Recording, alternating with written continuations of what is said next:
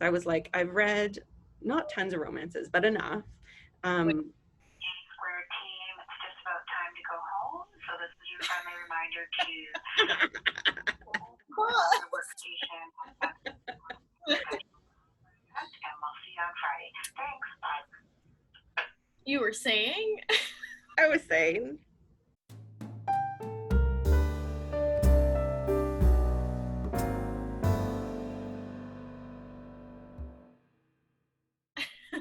Welcome back to Read This Next with Nicole and Laura. If you're not sure who we are, check out our previous video. We did one about Pride recommendations.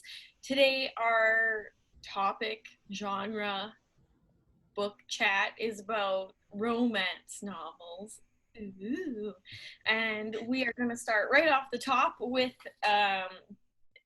I guess I'll give you a little bit of a what's going to happen in this. First, we're going to talk about our highlights from Cloud Library, some award winners, some funky ones. Then we'll get into our recs, and then Laura is going to take it away with some information about the Ritas, which is the America, the Romance Writers of America Awards. Just a little small rant. It's sort of like, I've been trying to come up with a good way to describe this to Nicole. It's sort of like inside baseball, but for the book industry and the publishing industry. So even if you're not a romance reader, if you're interested in that sort of stuff, um, you might want to wait and listen to that part because it is, I think, very interesting. But just because I think it's interesting doesn't mean it's everyone's cup of tea. But if you like nerdy details, that sort of thing, then stick around. Absolutely. All right, so I will get started with the highlights from Cloud Library. And again, if you're not sure what Cloud Library is, it is a app that the library uses to bring you access to ebooks. So all you need is your library card, and you can log in that way. If you have any questions, comments, concerns, email us at comments@tvpl.ca. All right, so our highlights this week, we've got Red, White, and Royal Blue by Casey McQuiston, which is considered a new adult novel, which is an interesting subgenre in between YA and adult. So it's kind of both. So this one is the Goodreads Choice Award winner for Best Debut and Best Romance of 2019. Ooh. I know Goodreads. They are the real. They're like the Rotten Tomatoes of the book world. They speak to people. Well, these are the ones that it's not being voted on by like the critics or the librarians or whoever or the booksellers. This is the one it's voted on by the readers. Mm-hmm. So it's their actual, it's the people who read the book voting for which one is the best. So if you trust that sort of crowdsourcing opinion, then Goodreads Awards are the place to go. And if you don't trust it, it was also the book of the year by Vogue, NPR, Vanity Fair, and more. Lots So of people. everyone likes it. Everyone likes it. Okay, so this one is described as when his mother became president. Alex Claremont Diaz was promptly cast as the American equivalent of a young royal, and his image is pure millennial marketing gold for the White House. There's only one problem. Alex has beef with the actual Prince Henry across the pond. And when the tabloids get hold of a photo involving an Alex Henry altercation, US British relations take a turn for the worse. Heads of family, state, and other handlers devise a plan for damage control, staging a truce between the two rivals. What first began as a fake Instagrammable friendship grows deeper and more dangerous than either Alex or Henry could have imagined. Dangers to their hearts. I hope so. Soon Alex finds himself hurtling into a secret romance with a surprisingly unstuffy Henry that could derail the campaign and upend two nations, and begs the question, can love save the world after all? Now, I know our coworker Patience read this one and she absolutely loved it. So did you read this one too? I did not. It's been on my to read list. I haven't got to it. It follows a bunch of those really fun tropes, right? Like we've got like the fake relationship. We've got the enemies to friends to more question mark. Like fun little tropes to follow along with in there. Oh yeah, it's been on my list too, but I don't know. I'm not a big fan of contemporary stuff, but I know a lot of people are. I tend to lean towards more fantasy, so that could be why I keep putting it off. The second highlight that we have is a YA one called My So-Called Bollywood Life. It won the Rita Award for Best YA Romance. So it's described as Winnie Mehta was never really convinced that Raj was her soulmate, but their love was written in the stars. Literally, a pundit predicted Winnie would find the love of her life before her 18th birthday, and Raj meets all the qualifications. Which is why Winnie is shocked to return from her summer at film camp to find her boyfriend of 3 years hooking up with Jenny Dickens. Despicable. Worse, Raj is crowned chair of a student film festival, a spot Winnie was counting on for her film school applications. As a self-proclaimed Bollywood expert, Winnie knows this is not how her perfect ending is scripted. Then there's Dev, a fellow film geek. Dev is smart, charming, and challenges Winnie to look beyond her horoscope to find someone she'd pick for herself. But does falling for Dev mean giving up on her prophecy and her chance to live happily ever after? These descriptions got good endings. They get you in with a little hook there. They do. They ask those questions at the end, and then you're just like, well, I have to find out. Yeah, maybe I should read it. All right, so those are our two highlights, and then I will pass it off to Laura for her first personal recommendation. My first personal recommendation. Okay, so the first one, I have two. So my first one I'm going to I think, is a young adult one. But this is another one where I'm going to go ahead and say that even if you don't usually read young adult, usually just read adult fiction, totally worth checking out. Like, yes, the characters are teens, but do they not feel, yes, absolutely, just as much as the older adults, sometimes more, I would say. Teenagers remember being a teenager, you know. And these books are very intense romances. This author writes ones with, like, there's lots of feelings. They're not fluffy, I would say. They're definitely not fluffy romances. Really character driven. It's all about the connection between the people rather than plot driven, right? It's not so much that there's like big things happening. It's more about the people and how they connect to each other. So the one book in particular, this book is called Only a Breath Apart. It's by Katie McGarry, and she's written, I think she's had 2 or 3 series, and then this one is a standalone, as far as I know. She doesn't have plans to write another, but still good. So this particular one is a contemporary, but it also has some, I guess, supernatural aspects. So this is the description of this one. They say your destiny is carved in stone, but some destinies are meant to be broken. The only curse Jesse Lachlan believes in is his grandmother's will. In order to inherit his family farm, he must win the approval of his childhood best friend, the girl he froze out his freshman year. Bad call, Jesse. A fortune teller tells Scarlett she's psychic. But what is real is Scarlett's father's controlling attitude and the dark secrets at home. She may be able to escape, but only if she can rely on the one boy who broke her heart. Each midnight meeting, yes, can't meet during the day, midnight meeting pushes Jesse and Scarlett to confront their secrets and their feelings. But as love blooms, the curse rears its ugly head, ... That's a great one. Yeah. So it's very much, you know, what it sounds like, people dealing with difficult situations. Katie McGarry tends to write really realistic characters, which is a funny thing to say when I was just like, oh, there's some supernatural and there's a, you know, maybe a psychic and a fortune teller. But like her characters are dealing with real things like, you know, like abuse at home or poverty, you know, kind of sort of barriers that can come up when you're living in a small town and you don't have a lot of opportunities. She's just a really, and her really, the characters are, you know, they grow together. The love stories are kind of the delicate build. Really good books. I've read some of her other stories. Her very first book that she published was great. If you look Katie McGarry up, she's on Cloud Library. That book, Only a Breath Apart, is on there, but so are a bunch of her other titles. And most of her other ones, I think almost all of her other ones, are just strictly contemporary. There's no fantasy or supernatural element. So if you're not into that sort of thing, you can check out her other ones, and they will satisfy in that way. And a couple of read-alikes for her, sort of the big names of the kind of YA romance. So Gail Forman, Deb Coletti, and Simone Eccles are some other ones that if you like those authors, you might like. Katie McGarry. That's awesome. That's cool. Okay, I will do my one rec for the week, which is not so much like a true romance, though it is definitely more fantasy. Like I said, I'm much more of a fantasy person, but it's got a slowly building romance. It's really cute. I was telling you earlier, it's like takes 18 chapters for them to like touch hands when it does happen.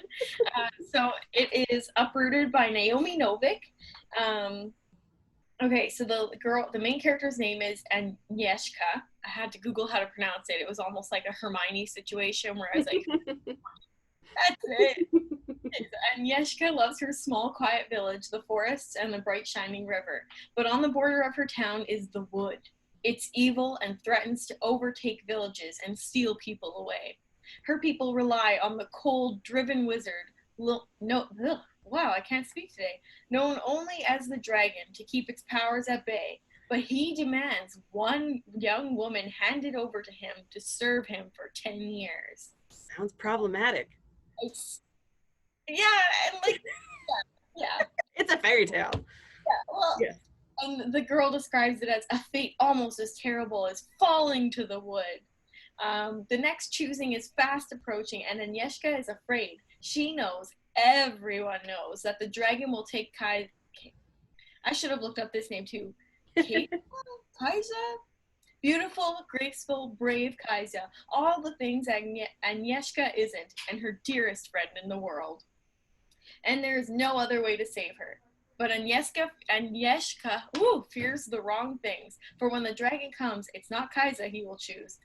Ultimately, we end up following Agnieszka as she is chosen by the dragon for a little bit of magic that she might have. And the magic is like totally unique to her. And then like the wood comes and they have to like work together to save their town. And like it's really good. And like I said, romance. It's really cute. So the read-alikes that I would give for this one are The Bear and the Nightingale by Catherine Arden, Cold Magic by Elliot Kate, or maybe it's Kate Elliott. Either way, Cold Magic. And then The Waking Land by Callie Bates, and Sorcery of Thorns by Margaret Rogerson, which is like perfect. I love that book. It's great. It's a perfect read-alike for this one too. Okay. Those are strong words. So if you're a fantasy reader, clearly, you know where to go.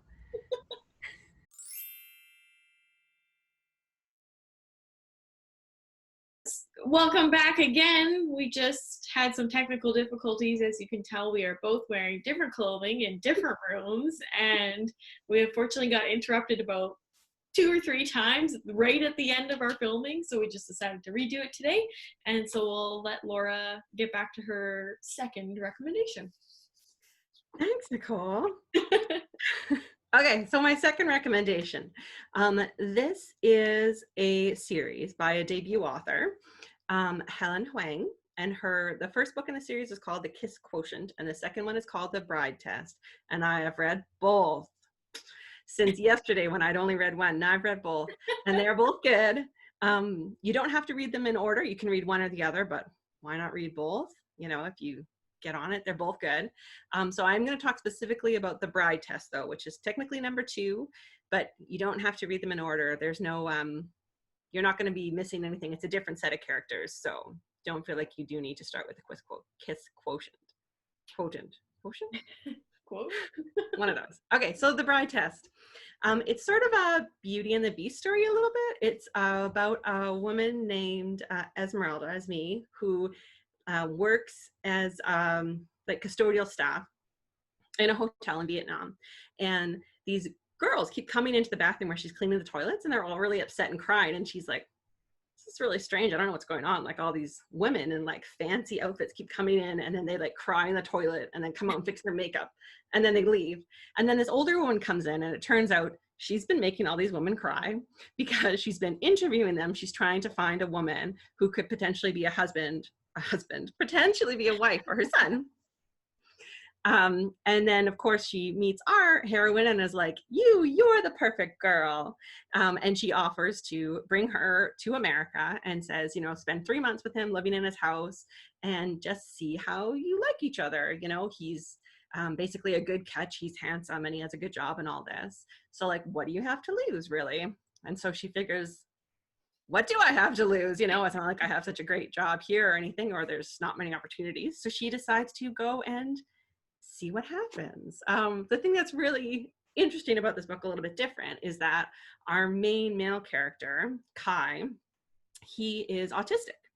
And the author who wrote this book is autistic. So she was able to kind of use her own experiences and the research and all the encounters she's had with other autistic people and kind of work a lot of that into this character. So that's that sort of own voices thing that we talked about a little bit in the last Read This Next, where, you know, you want to, it's when possible, it's nice, it's good to be able to read literature that's written by someone who's a member of the identity, orientation, or cultural background, or whatever it might be that they're writing about, just because, you know, it's got more authenticity than it would otherwise. So a couple years ago, there was this really popular book called The Rosie Effect, and then there was 2 sequels. People really liked it, and it was about an autistic main character who was looking for a wife, meeting a wife. I never read it, but I know it was really popular, and I remembered that book when I read this one, and I thought, I wonder if that author was autistic? No, he wasn't. And it does seem like the autistic community did really accept those books, the Rosie Effect books. But I think this would maybe be interesting for anyone who read and enjoyed those, the Rosie Project, the Rosie Effect, and I think there's one more, just so you can see maybe if there is a bit of a difference between someone who actually is autistic writing that sort of character, and he really believes that he doesn't have feelings because he is, you know, neurodivergent, he may not love in the exact same way that he sees everyone else around him loving, or respond in the same way, but that doesn't mean that he isn't capable of love himself, right? So just the 2 of them getting to know each other. Obviously they come from very different backgrounds, and it's hard for them to understand each other, and it's just a really nice little romance. There is certainly some, I want to say it's like a step above sweet, maybe a step above sultry. It's not quite smut. I wouldn't go that far, but just so you know, if you prefer your romances on the, you know, the sweet sort of fade to black side, this goes a bit beyond that. So just so that you're forewarned, but that is kind of the steaminess level of the series. Yeah, so I highly recommend. It was a fun romantic read. I love that. That's right. Well, I guess we'll move right into the hot gossip in the romance writers world. Seriously, you're not wrong. This is hot goss. Spill the tea. It all started, okay? It all began back in December of this past year. So the Romance Writers Association is for the writers themselves. It's not meant to be, you know, it's sort of it's not meant for the readers. It's meant for writers to have a community. They have their awards, the Ritas, which Nicole mentioned at the start, and I will get to those, but there's a little bit of background. They have awards, they have, like, you know, mentorship groups, and they do writing workshops, and they have a convention, like all sorts of stuff for people who write romance novels. So, you know, great, supportive community, sounds good. But it turns out that there are some pretty serious issues in this community. And what came out in December is that an author, Alyssa Cole, who is a fairly well-known romance author, tweeted about a recent incident regarding the author Courtney Milan, who is even more well-known. And I took a look, and you can find Courtney Milan books on Cloud Library. Now, Courtney Milan is a person of color. And what happened is, back in August of last year, she tweeted about a 1999 novel by Catherine Lynn Davis, which I don't think we have on Cloud Library. So sorry, but you might not want to read it anyway because Courtney Milan says that the book has egregious stereotyping, and called the book problematic and racist. Which seems like, you know what, a thing that happens fairly regularly. You know, someone reads an older book and is like, boy, there's some real issues here. Yeah. That's not unusual. And then hopefully the person who wrote the book is able to, you know, maybe have some dialogue, maybe ask some questions of themselves, learn something. You know, there's kind of a process there. But what happened in this instance is Courtney called her out. And so why did that matter? When I say this kind of thing happens, it's not uncommon. Wow. This author, Davis, had recently been hired as an editor and presumably of a publishing company. And presumably they did not care for her being called racist online, considering they had just hired her for a job. So the woman who owned the new publishing company where she just got hired and the author, Davis, they filed ethics complaints against Courtney Milan with the Romance Writers of America group, which is the thing you can do. That's one of the things they do is they take ethics complaints about other members, which seems complicated and interesting. And I'm sure you could do a real deep dive into that, which I'm not going to, but that's the thing you could do. So they did that. Okay.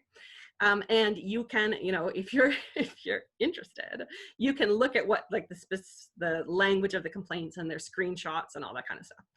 Okay, so all right, fine. They made a complaint. So what? Well, normally, I guess when there's an ethics complaint, there is an ethics committee who would do the usual thing, right? Read the complaint, look in the context, talk to people, make a decision. Well, they didn't do that this time. Instead, it went to a secret committee. What? Yes, they didn't tell anybody. Now, here's where it gets like very complicated. The current chair of the ethics committee was Courtney Milan. At that time, okay? So maybe they were like, well, we can't send it to the ethics committee because it's about her and she's the chair. That's a conflict of interest. Okay, so then in that instance, you would presumably have them call a secondary committee or whatever. Did she have and you know, she would recuse herself, obviously, because that's what you would do. You would say, oh, this is a conflict of interest. Obviously, I can't be. No. Instead, they just bypassed it and formed a secret second ethics committee just for the purpose of considering her complaints. And it was a very, very secret little separate thing. Okay. So we only found out about this secret committee when she was found to be in violation of that. They said, okay, yes, they had grounds for this complaint. So what was her punishment? Punishment's maybe not the right word. But what were their recommendations? Yeah. She was said to be suspended from the organization for a year, be censured, and banned for life from holding any national or chapter position of leadership. Whoa, okay. Right? And this is a woman who was like very active in this community. Obviously, she was the head of the ethics committee. Yeah. Right? Like a big part of helping that organization move towards a more diverse and inclusive community, like very active, done tons of stuff for them and the community. And they're like, this person complained about you, so you're out the door. Farewell. Wow. Supposedly, this secret committee, their decision was unanimous. But as of what I have found, I haven't found any updates on this, but as of what was talked about in December, that committee, the number of members and who was on it was still secret. So who knows what actually happened, right? Who knows? So when that complaint, and then the result of that complaint came out saying like, oh yes, this is what we're doing to her. Lots of members of the original ethics committee were like, hello, like, we don't know anything about this. What the heck happened? But no one ever stepped up and was like, oh, I was on the secret committee. And we totally agree with getting rid of her. Like, what? No one ever decided to do that. So when that happened, everyone was like, what? And when I say everyone, of course, I'm talking about the Bookternet, which is a very small, specific section of the internet, where people who write and read books and work in the publishing industry live and hang out. you know, all of the booktranet, which is a tiny subsection of the internet, but all of them were like, what is happening? And everyone started looking into it, and all sorts of other things came out, like, you know, previous decisions they've made in this ethics committee or whatever, or that have been made, you know, where people who were Black or Indigenous, other people of color, were not treated fairly. People started looking at the fact that, you know, in so many years, there had been like one Black author who had ever won one of their awards. Lots and lots of issues in this organization that had kind of just been floating along. But as this was kind of like the straw that broke the camel's back, and all of a sudden, everyone was coming out and saying, you know, this is the problem that I've had with them. This is how I felt I was treated. And everyone and other people are saying, yeah, you know, I thought I was the only one. JD Robb, who also is that other, what is her name as well? She's the other. Oh, it's a pseudonym? Yeah, she's a pseudonym. She writes a million books.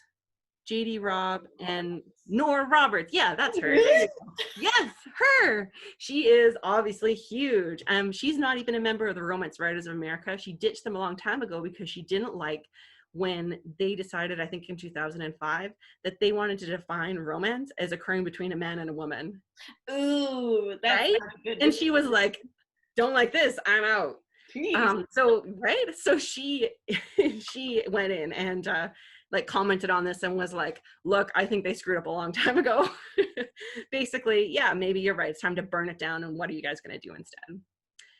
So it's been interesting what's going on. For a while there was like news stories coming up all the time, and then it kind of quieted down. Just recently what happened is they put out a statement, and they have retired the Ritas, which was their, like I said, that was their big award that they would give out. And there was categories for like different types of romances. And it was kind of it was definitely a big deal. Like the romance writers in industry, romance books as an industry, it's not very well respected, right?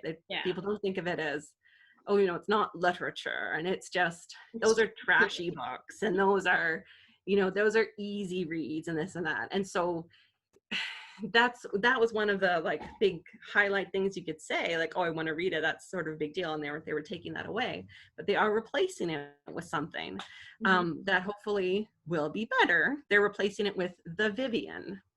So totally new award, new named award. They're going to, this is the sort of tagline of what the Vivian is: recognizes excellence in romance writing and showcases author talent and creativity. We celebrate the power of the romance genre with its central message of hope, because happily ever afters are for everyone. It sounds pretty good. We'll see. They put out a statement saying about what they're trying to do to improve. Yeah, there's a new board of directors for the Romance Writers of America, and they want to become the Romance Writers of America 2.0, an organization built around the core principles of diversity, equity, inclusion, and access. Sounds like they have a ton of work to do. Like, I've clearly given just a very broad general overview, but what I've done is I pulled links about a lot of these specifics, and they will be in the TBPL off-the-shelf blog post. So if you're interested, you can read more and find out about all like the shady things going on in the background of, you know, how sort of it's like institutional opportunities. It's like, well, there hasn't been as many Black authors who are romance bestsellers. I wonder why that could be. And it's like, well, maybe because there wasn't, they weren't the ones who were getting nominated for these awards, and they weren't the ones who were being asked to be on panels at things, and they weren't the ones who were getting these mentorship opportunities, right? So they have made a commitment to trying to improve. They even say specifically that they retired their award because it had become tarnished by racism. That's a bold statement. Good for them. It is a bold statement. In order to create a brand new award centered around principles of inclusion. So, you know, like it is a bold statement. They're not just saying like, oh, we were problematic. No, they're saying like, we were racist. We were racist. We had problems. We recognized there were issues, and now we're working on them. Will they succeed? I mean, it'll be interesting to see where they are like a year from now. Like obviously in any big institution, change happens slowly, but hopefully there will be positives. Yeah. Yeah, so you can go to that blog post and you can see links about different different coverage at the time, some like links to different Twitter accounts of people who were commenting. The Nora Roberts post, I just thought it was interesting because if you do read romance books at all, you probably have heard of Nora Roberts or JD Robb, right? So just to hear what she has to say. Yeah. So that's the sort of, like, it was wild. This was right around Christmas holidays. And like anytime you went on the Bookternet, it's like all people were talking about, they're all like, oh, did you hear about, this is the latest that's coming out. Yeah. So basically, I guess with all that, what I have to say is read Courtney Milan to support her, and other diverse authors such as Helen Huang, who wrote the Bride Test book that I talked about in the Kiss Quotient. And yeah, we hope you've enjoyed our Read This Next about romance.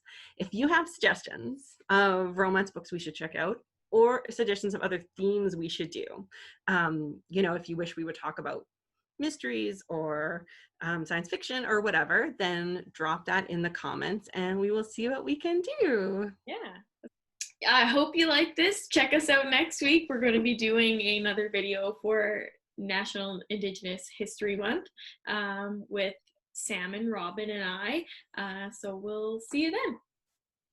Bye. Happy reading. Bye.